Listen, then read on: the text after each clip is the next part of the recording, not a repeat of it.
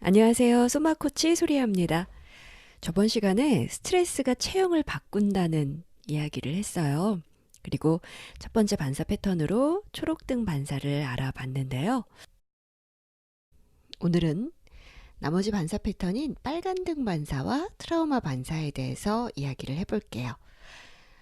먼저 빨간등 반사는요. 위험한 상황에 노출되었을 때 발생하는 논란 반사라는 게 있는데 이 자연스러운 논란 반사에 긴장이 계속 축적이 되면서 발생합니다. 위험한 상황에 닥쳤을 때 동물의 모습을 상상해 보세요. 바닥에 바짝 엎드려 있고 몸은 앞으로 말아서 구부린 상태고요.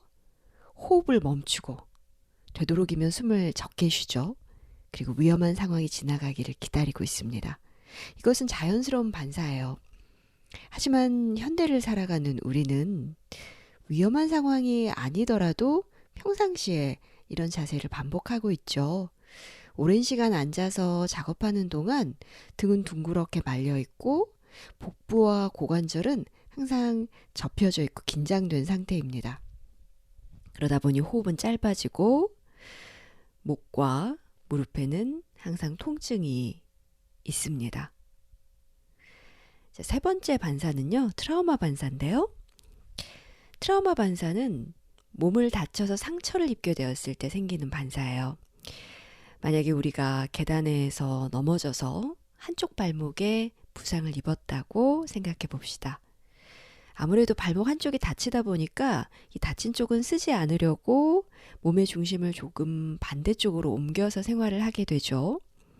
이렇게 좀 중심이 비틀어진 상태로 계속 생활하다 보면 발목의 상처가 다 나은 뒤에도 계속해서 몸이 틀어진 채로 생활하게 됩니다. 이것 때문에 몸 한쪽 관절에 압박이 가중되고 이로 인해서 또 다양한 문제가 발생되죠. 자, 앞서 초록등 반사에 이어서 빨간등 반사, 트라우마 반사까지 소개해드렸는데요.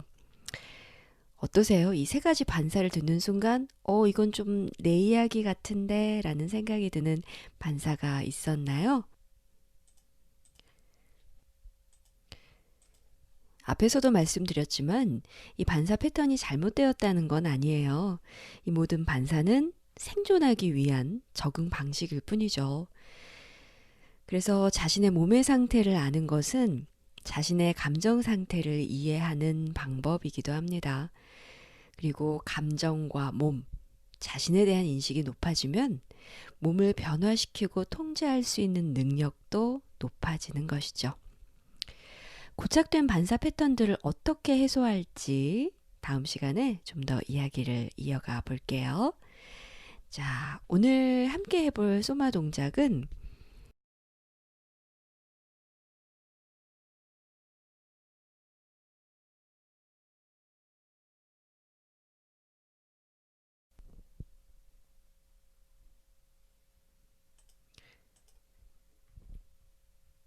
오늘 함께 해볼 소마 동작은 백리프트라는 동작인데요.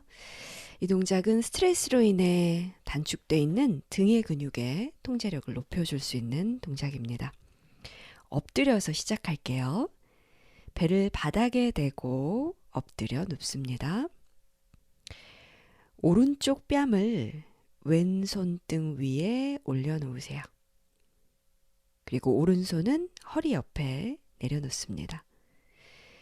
편안하게 이완된 상태에서 왼쪽 어깨가 긴장이 되어 있지 않고 이완되어 있는지 확인해 주십시오.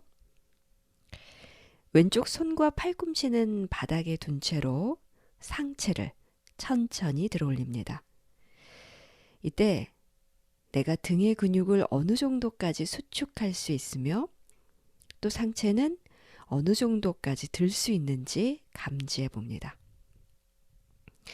자, 이 동작은 란다우 반사라고 부르는 어린아이가 5개월 정도 된 어린아이가 생애 최초로 고개를 들고 주변을 두리번거리는 자세와 닮아 있어요. 자, 이때 등 근육을 수축해서 상체를 들 때는 복부는 부드럽게 이완되어 있어야 해요. 천천히 이 동작을 반복해 봅니다.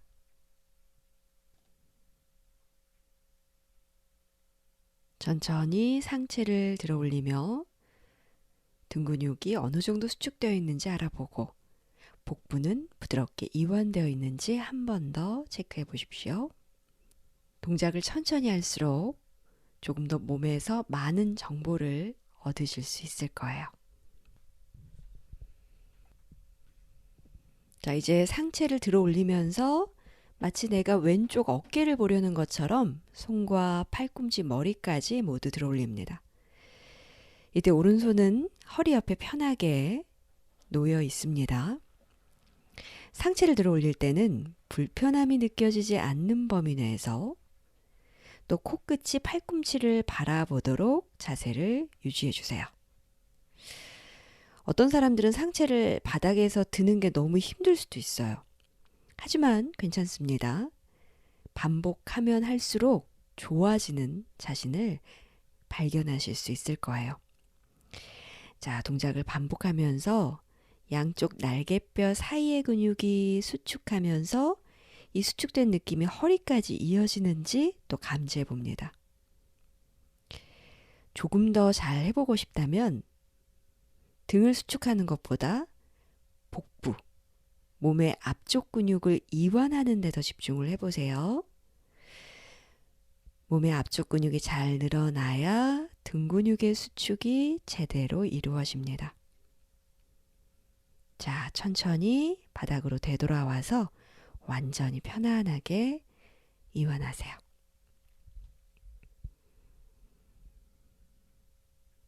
자, 동작을 좀 더 응용해 볼게요.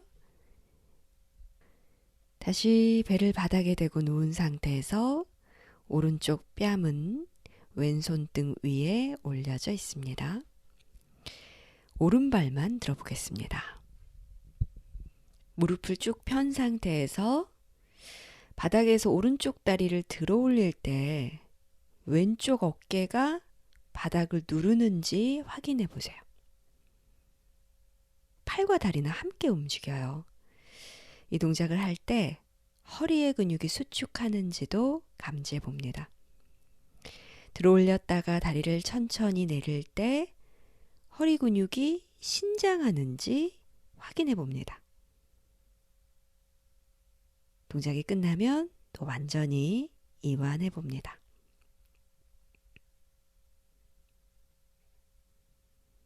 자, 이제 왼손 등을 오른쪽 뺨에 붙인 상태에서 왼쪽 손과 오른쪽 다리를 동시에 들어보겠습니다. 숨을 마시면서 머리와 손 그리고 팔꿈치, 오른쪽 다리도 바닥에서 들어 올립니다. 역시 가능한 한 편안한 범위 안에서 동작을 하시고요. 들어 올리는 동작을 마쳤으면 천천히 내려와 바닥에 머리를 내려놓습니다. 자, 이제 완전히 몸의 긴장을 푼 상태로 등의 근육을 느껴보십시오. 이때 목도 완전히 이완해야 한다는 사실을 기억하세요. 자, 이렇게 했던 동작을 서너 번 정도 반복하시고요. 충분히 이완하면서 등의 근육이 어느 정도 이완되었는지를 느끼신 다음에 반대편 동작도 이어서 해보십시오. 자, 하시면서 계속 내 몸을 감지하고 어떤 변화가 생겼는지 인지해 주세요. 상체의 한쪽이 수축하면 반대쪽 하체가 어떤 식으로 수축을 하면서 균형을 맞추려고 하는지를 감지합니다. 한쪽 어깨와 등 근육은 반대쪽 허리와 엉덩이 그리고 햄스트링 근육과 함께 수축하면서 균형 잡힌 동작을 이루게 됩니다. 이는 자연스러운 신체 반응이며 불수의적으로 이루어지고 있어요.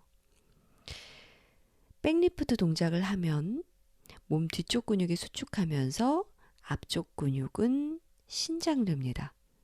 이 상호작용이 어떻게 일어나는지도 감지해 보세요.